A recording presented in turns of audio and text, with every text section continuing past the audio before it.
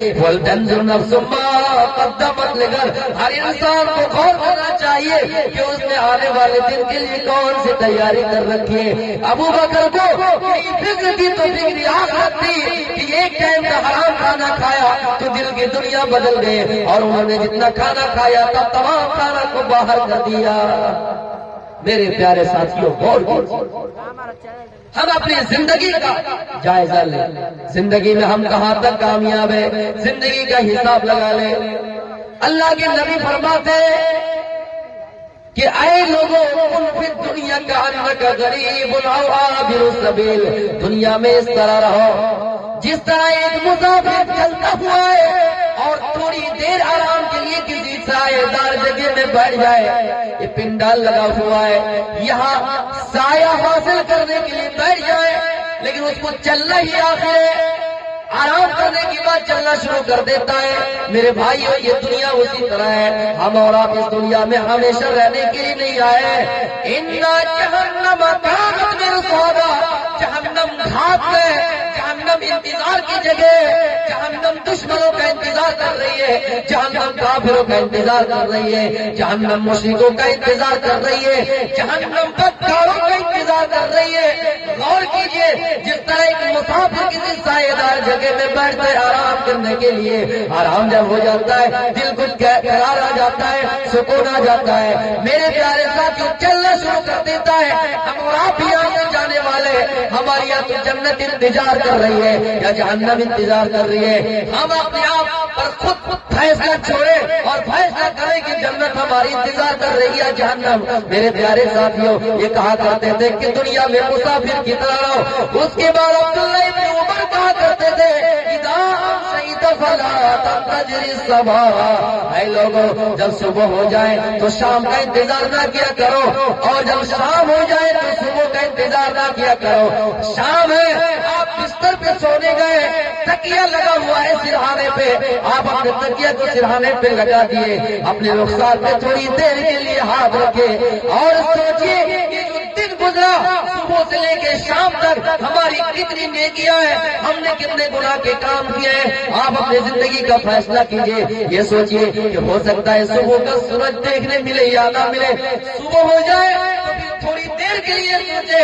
کہ ہم نے رات گزاری ہے، کہ شام سے لے کے صبح تک ہم نے گزاری ہے، کتنی نیکیاں ہم نے کیے۔ میرے بھائیوں، راتوں میں ہم نے کتنی برائیاں کیے، موبائلوں کو ہاتھ میں لے کر کتنے لوگوں کو غلط میسج کیا ہے۔ میرے بھائیوں، اپنی زندگی میں غور کریں، کتنے لوگوں کو ٹھیس پہنچایا ہے، ہم نے اپنی ذات سے کتنے لوگوں کو تکلیف پہنچایا ہے۔ اپنی زندگی کے بارے میں غور کریں۔ حضرت عمر تو یہی کہا کرتے تھے، عمر کا مشہور تو یہی قول ہے، حضرت عمر کہا کرتے تھے لوگوں، تم اپنا حساب دنیا میں کر لو، اپنی نیکیوں کا وزن دنیا میں کر لو، اس سے پہلے کہ تمہارا حساب و کتاب کیا جائے، اس سے پہلے کہ تمہاری نیکیوں وزن کیا جائے۔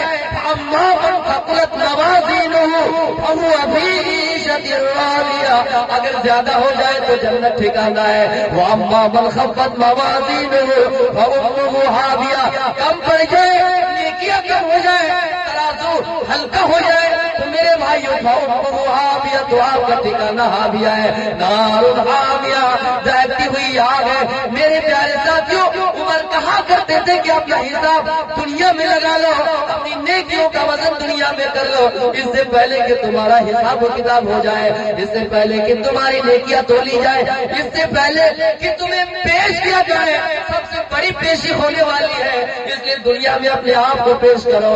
میرے پیارے ساتھیوں، غور کریں کہ ہم اپنی زندگی میں کہاں تک کامیاب ہیں۔ وَلْتَنْظُرْ نَفْسٌ مَّا قَدَّمَتْ لِغَدٍ، ہر انسان کو غور کرنا چاہیے کہ اس نے اپنی زندگی کے لیے، یعنی کل قیامت کے دن کے لیے اپنی زندگی میں کتنی تیاری کی۔ حضرت عمر فاروق رضی اللہ تعالیٰ عنہ کی تیاری، قرآن ہاتھ میں، رمضان کا مہینہ آنے والا ہے۔ میری ماؤں بہنوں، آپ بھی غور سے سنیں، آپ بھی قرآن 2 سے 3 مرتبہ پڑھ ہی ڈالیں گے۔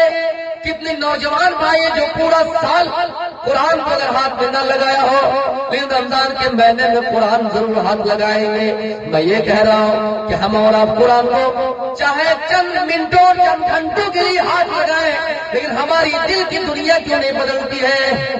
کسی نے بہت ہی اچھی بات کہی تھی، ایک پتھر اگر مندر میں جائے، ایک پتھر اگر مندر میں جائے تو وہ بھی دیوتا بن جاتا ہے، لیکن ہر انسان تجھے سلام ہے کہ تیرا دل اتنا پتھر ہو چکا ہے کہ تو ہزاروں بار مندر جاتا ہے، لیکن تیرا پتھر دل کبھی موم نہیں ہوتا ہے، تیرا پتھر دل کبھی پگھلتا نہیں ہے۔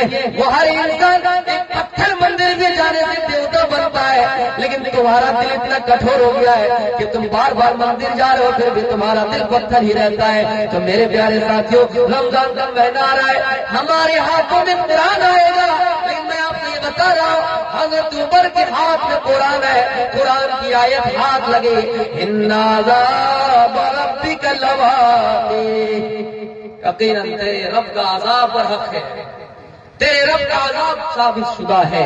قرآن کی آیت ہاتھ لگی، قرآن کی آیت پڑھی کہ رب کا عذاب واقعی ہوگا، اس پر کوئی شک نہیں، رب کا عذاب ہوگا۔ جیسے عمر یہ آیت پڑھی، دل کی دنیا بدل گئی، گشی آئی، بے ہوش ہو کے زمین پہ گر گئے، بیمار پڑ گئے، لوگ عیادت کرنے کے لیے آ گئے، حضرت عمر کی عیادت کرنے کے لیے لوگ آ گئے۔ میرے پیارے ساتھیوں، حضرت عمر کی لوگ عیادت کرنے کے لیے آ رہے اور کہہ رہے عمر آپ کی طبیعت کیسے ہے؟ حضرت عمر کہتے لوگوں میری طبیعت صحیح ہے، مجھے اس لیے گشی آ رہی ہے۔ ارے لوگوں، اگر آسمان سے ندا، آسمان سے پکارنے والا کوئی مجھے یہ پکار کر کہے، آسمان سے ندا ہے، آواز دینے والا، پکارنے والا پکار کر یہ کہے کہ دنیا میں سب جنتی ہے، دنیا میں سب جنتی ہے، ایک ہی انسان جہنمی، تو حضرت عمر اپنے آپ کو یہ سوچے گا کہ عمر جہنمی ہے۔ میرے بھائیوں، جو رات کی تاریکی میں گشت لگاتے تھے، رات کی تاریکیوں میں اٹھ کر اپنے اس قوم کے لوگوں کے لیے محنت کرتے تھے کہ کون غریب ہے، کون یتیم ہے، کس کے گھر میں چولہا جلا ہی یا نہیں۔ ایسی حکومت، ایسا دور، ایسے حکمراں، ایسے حاکم ہمیں اور آپ کو کہاں ملیں گے ایسے انصاف کرنے والے؟ میرے بھائیوں، اگر کوئی برائی کرتا ہے، اگر اس کو کوئی صحیح راستے پہ لانے کے لیے کھڑا ہوتا ہے تو اسی انسان کے پیچھے لوگ زیادہ پڑ جاتے ہیں جو کسی کو ہدایت دیتا ہے۔ میرے بھائیوں، اپنی زندگی کے بارے میں غور کریں۔ حضرت عمر فاروق اپنے آپ کو یہ پیش کر رہا ہے اور کہہ رہا ہے کہ عمر اپنے آپ کو جہنمی سمجھیں گے، ہم اپنی زندگی کے بارے میں غور کریں۔ وَلْتَنْظُرْ نَفْسٌ مَّا قَدَّمَتْ لِغَدٍ، ہر انسان کو غور کرنا چاہیے کہ اس نے آنے والے دن کے لیے کون سی تیاری کر رکھی ہے۔ حضرت عثمان غنی رضی اللہ تعالیٰ عنہ کا حال یہ ہے، میرے پیارے ساتھیوں، جن کا نام اللہ کے نبی نے لے کر کہا کہ عثمان فی الجنہ، عثمان فی الجنہ، عثمان جنتی ہے، عثمان جنتی ہے، عشر مبشرہ میں شامل ہے۔ میرے پیارے ساتھیوں، جب قبر کے پاس سے گزرتے اس بات یا ان کے سامنے قبر کا ذکر کیا جاتا، عذاب قبر کا ذکر کیا جاتا، اتنا روتے حضرت عمر کی داڑھی بھیگ جاتی۔ میرے پیارے ساتھیوں، لوگوں نے پوچھا عثمان کیا بات ہے؟ تذکر الجنت والنار، آپ کے سامنے جنت کا ذکر کیا جاتا ہے، آپ کے سامنے جہنم کا ذکر کیا جاتا ہے، تو آپ اتنا نہیں روتے ہیں، لیکن ہاں کیا وجہ ہے کہ آپ جب عذاب قبر کو سنتے یا قبرستان کے پاس سے ہو کے گزرتے ہیں تو آپ اتنا روتے ہیں، اتنا روتے ہیں۔ حضرت عثمان غنی رضی اللہ تعالیٰ عنہ کا جواب تھا، اے لوگوں، ان القبر اول منزل من منازل الاخرہ، یہ جو قبر ہے آخرت کی منزلوں میں پہلی منزل ہے، یہاں اگر کوئی پاس ہو گیا تو باقی منزلیں آسانی سے پاس ہو جائیں گے۔ میرے پیارے ساتھیوں، اگر آپ پہلے ہی زنا میں پھنس جائیں تو آگے کی زنا میں آپ کیسے چڑھیں گے؟ زنا کے متعلق، سیدھی کے متعلق ایک چٹکلا بتا رہا ہوں۔ ایک آدمی اپنے بیٹے کو تار تار پیٹ رہا تھا، پڑوسی نے کہا کیا بات ہے اپنے بیٹے کو تار تار پیٹ رہے ہو؟ اس نے کہا کم بخت کو میں نے کہا تھا کہ چھت پہ چڑھو گے تو ایک ایک زنا چھوڑ کے چڑھنا تاکہ چپل کم گھسے۔ انہوں نے 3-4 زنا چھوڑ کے چڑھا، کرتا پاجامہ سب پھاڑ دیا۔ میں 50 روپے بچانے کے خاطر میرا 500 روپے کا نقصان ہو گیا۔ تو میرے بھائیوں اگر پہلا زینہ آسانی سے پار کر سکیے گا تو آگے کا زینہ ہمارے لیے آسان ہوگا. ہمیں اور آپ کو ضرورت ہے ہم دنیا بھی سنبھالیں, دین بھی سنبھالیں اور آخرت کی بھی تیاری کریں. کون کہتا مال نہیں کمائیے لیکن آخرت پر ترجیح نہیں دیجیے. میرے بھائیوں افسوس کے ساتھ کہنا پڑ رہا ہے کہ لوگ دنیاوی معاملات میں اتنا گر چکے ہیں, دنیاوی معاملات میں اتنا گر چکے ہیں کہ آپس میں ایک دوسرے کو کاٹنے کے لیے تیار ہے, آپس میں اپنے گھر میں آگ لگانے کو تیار ہے. یہ بات آپ کیسے کہہ سکتے ہیں یقین سے کہ کوئی اپنا گھر نہیں جلائے گا اپنا گھر سے برا ایک مسلمان دوسرے مسلمان کا گھر جلائے گا.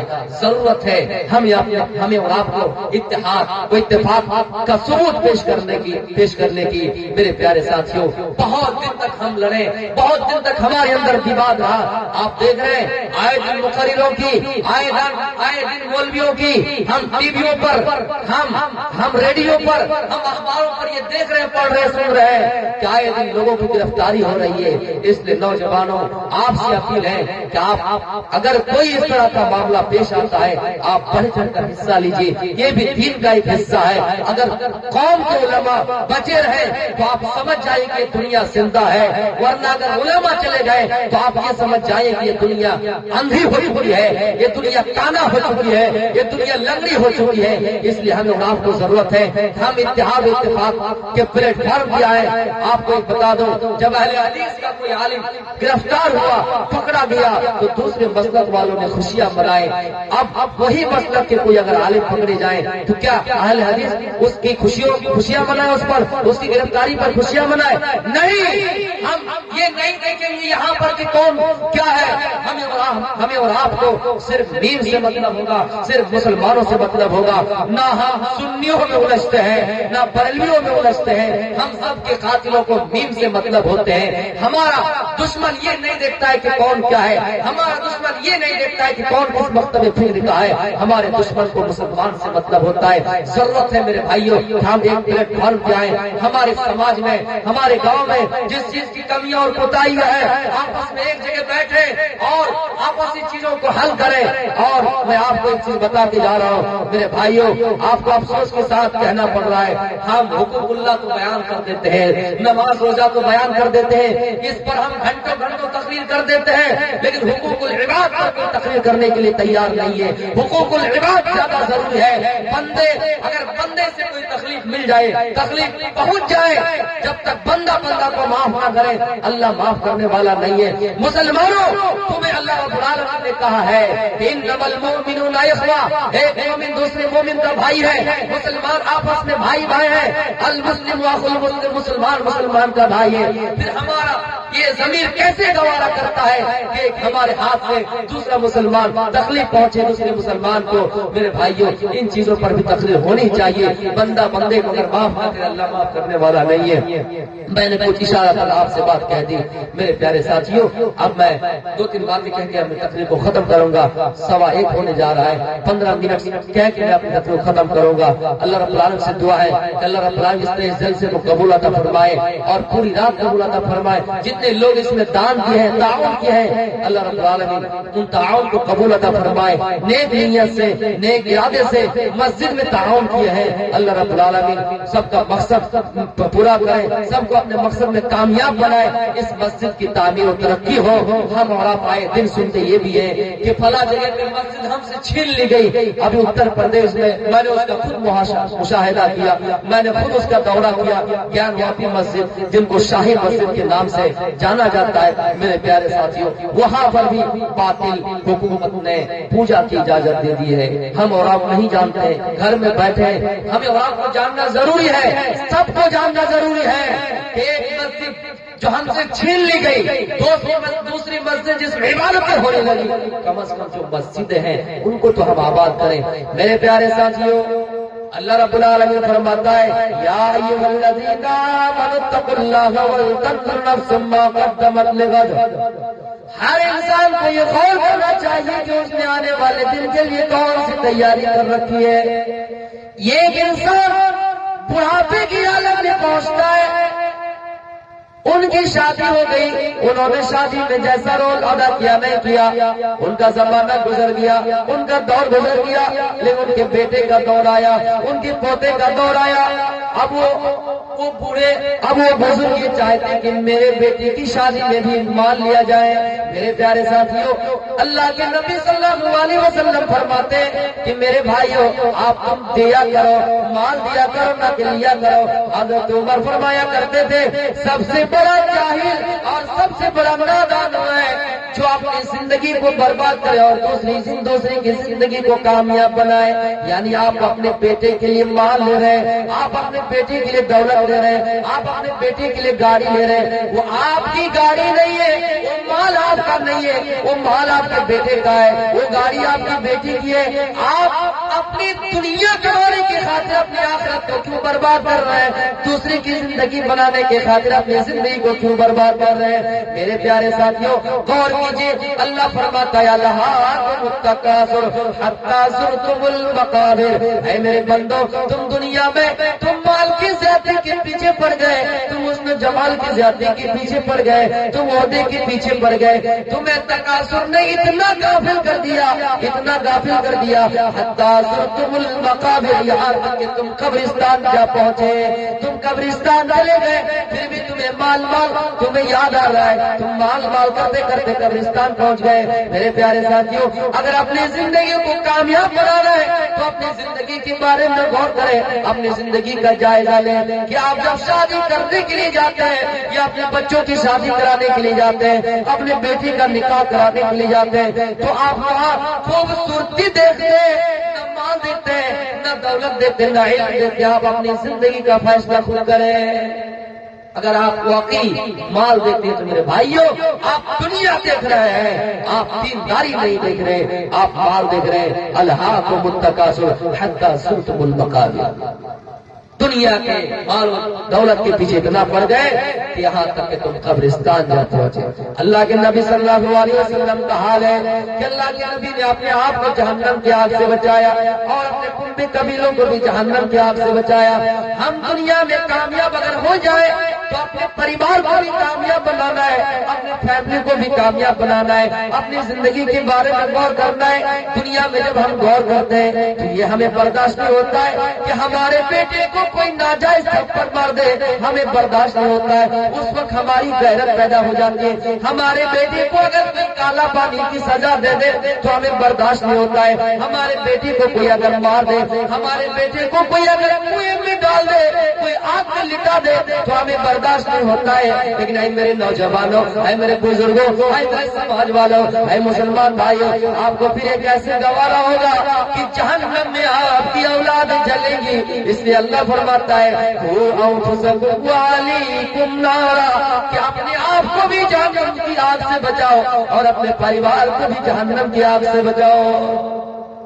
حضرت فاطمہ رضی اللہ تعالیٰ عنہا جو جنتی عورت کی سردار لی ہے، لیکن میرے بھائیوں، حضرت فاطمہ رضی اللہ تعالیٰ عنہ جب ان کی شادی ہوئی، شادی ہونے کے بعد گھر میں اکیلے کام کر رہی ہے، گھر میں تمام کام اپنے ہاتھوں سے کر رہی ہے۔ کام کرتے کرتے ہاتھ میں نشان پڑ گیا ہے، چکی پیستے پیستے ہاتھوں میں نشان پڑ گیا ہے۔ فاطمہ نے سنا کہ میرے ابو کے پاس غلام آئے ہیں، میرے ابو کے پاس چاکر آئے، میرے ابو کے پاس خادم آئے۔ جلدی سے فاطمہ اپنے ابو کے گھر گئے اور دیکھا کہ ابو گھر میں نہیں ہے، امی عائشہ گھر میں۔ امی عائشہ سے کہتی ہے، او میری امی، میں گھر میں اکیلی کام کرتی ہوں، کام کرتے کرتے تھک جاتی ہوں، میرے ابو سے کہنا جو تمہارے پاس غلام آیا ہے، جو تمہارے پاس خادم آیا ہے، جو تمہارے پاس نوکر آیا ہے، میرے پاس بھیج دے گا تاکہ میرے کام میں ہاتھ بٹا سکے، مجھے کام کرنے میں آسانی ہو، ہاتھ میں نشان وغیرہ نہ پڑے۔ اللہ کے نبی گھر بھی آئے، امی عائشہ نے بتایا کہ آپ کی بیٹی آئی تھی، آپ فوراً آپ کے گھر آئے، امی فاطمہ کے گھر آئے، حضرت علی بھی موجود ہے، فاطمہ بھی موجود ہے۔ آپ نے فاطمہ اور علی سے کہا، او میری بیٹی، او میرے داماد، میں آپ کے پاس چل کر آیا ہوں، میں نے سنا ہے کہ آپ نے غلام مانگا ہے، میں نے سنا ہے کہ آپ نے نوکر مانگا ہے، میں نے سنا ہے کہ آپ نے لونڈی مانگی ہے، لونڈی میرے پاس ہے، باندی میرے پاس ہے، میرے پاس غلام ہے، لیکن میں آپ کو نہیں دے سکتا۔ اپنی بیٹی سے کہہ رہے ہیں میں آپ کو نہیں دے سکتا. کس لیے نہیں دے سکتا؟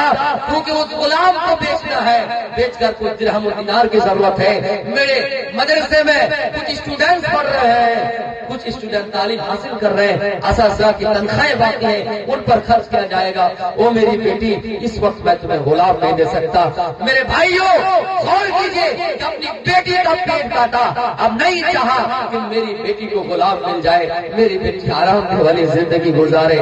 میرے پیارے ساتھیوں, ہم اور آپ اپنی بیٹی کے لیے, اپنے بیٹے کے لیے جائز راستہ اور حلال راستہ تو چھوڑیے, ناجائز اور حرام راستے بھی اختیار کرنے کے لیے تیار ہے. اللہ کے نبی صلی اللہ علیہ وسلم بتا رہے فاطمہ میں تمہیں غلام نہیں دے سکتا, لیکن بہتر اس سے ایک بات بتا رہا ہوں, اس کو اگر تم عمل میں لاؤ تو انشاءاللہ اس سے بہتر تمہیں بدلہ مل جائے گا.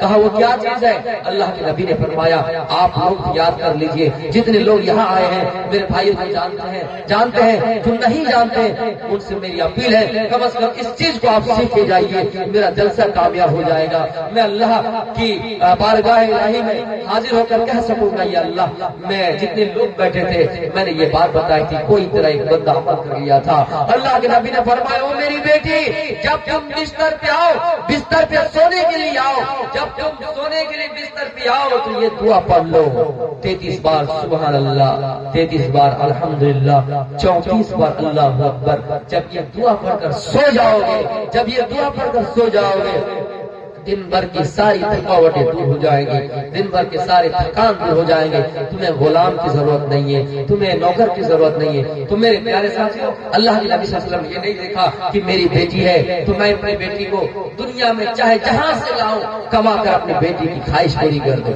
اسی طرح اللہ کے نبی صلی اللہ علیہ وسلم اپنی بیٹی کے گھر گئے ایک مرتبہ, اور آپ نے ناراضگی کا اظہار کرتے ہوئے گھر سے واپس آئی. بیٹی سمجھ گئی کہ اب ناراضگی کا اظہار کرتے ہوئے میرے گھر سے واپس ہو گئے. حضرت علی سے کہا آپ جائیے اور میرے ابو سے پوچھی کہ کیا وجہ ہے, کیا بات ہے کہ آپ میرے گھر سے واپس ہو گئے.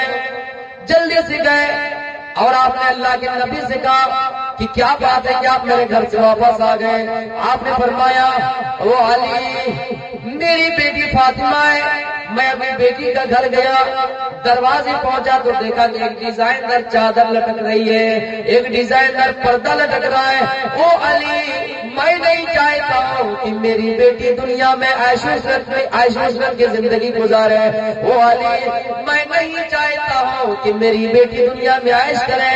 او علی میں نہیں چاہتا ہوں کہ میری بیٹی دنیا کے رنگ رلیوں کے پیچھے پڑے.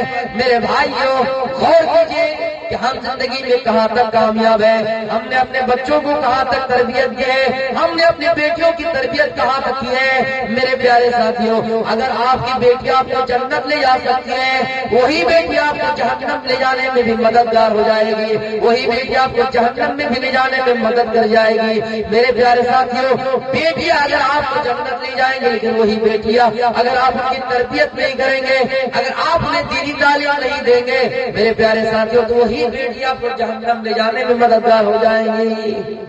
اس لیے بیٹیوں کی تربیت ضروری ہے. اگر ہم نے اپنی بیٹیوں کو پڑھایا, تعلیم دیے, تربیت دیے, میرے پیارے ساتھیوں آئے دن پہلے تو یہ سنتے تھے, دھیرے دھیرے 10 میں بدلا, سینکڑوں میں بدلا, ہزاروں میں بدل گئے, لاکھوں کے سب ایسے آ رہے ہیں کہ مسلمان لڑکیاں مرتد ہو رہی ہے. اور یہ چھوٹی بات نہیں ہے, یہ افواہ نہیں ہے, حقیقت پر مبنی ہے میرے بھائیوں کہ مسلمان لڑکیاں کالجوں سے, یونیورسٹیوں سے غیروں کے ساتھ فرار ہو رہی ہے, مرتد ہو رہی ہے. مرتد کا ٹھکانہ جہنم ہے, خالدین فیہا, جہنم میں جو ہمیشہ رہیں گے. میرے پیارے ساتھیوں کیا آپ یہ چاہتے ہیں کہ آپ کی بیٹی کی لاش کو دنیا میں جلا دی جائے اور کسی سمندر میں بہا دیا جائے؟ نہیں. آج افسوس کا مقام ہے کہ ہماری قوم کی بیٹیوں کو, ہماری قوم کی لڑکیوں کو بتانا پڑ رہا ہے کہ اسلام کیا ہے. میرے بھائیوں قربان جائیے, ایک دور تھا, ایک زمانہ تھا کہ ہماری قوم کی لڑکیاں, ہماری قوم کی بیٹیاں, ہماری قوم کی مائیں, ہماری قوم کی بہنیں اسلام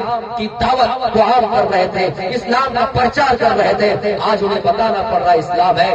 آپ کی بھی یہ غلطی ہے کہ آپ اپنے بیٹیوں کے ہاتھ میں موبائل دے دیتے ہیں جن سے وہ غلط فائدہ اٹھاتی ہے غلط استعمال کر کے فیس بکوں میں، ٹویٹر میں، میسنجر میں، انسٹاگرام میں فوٹو چھوڑ رہے ہیں. دھیرے دھیرے وہ فوٹو اپنے فیس بک آئی ڈی میں ڈی پی کی شکل میں لگاتے ہیں. دھیرے دھیرے وہ آئی ڈی ایک دوسرے کے پاس آتے ہیں، کوئی اس کو فالو کرتا ہے، کوئی اس کو فرینڈ بناتا ہے.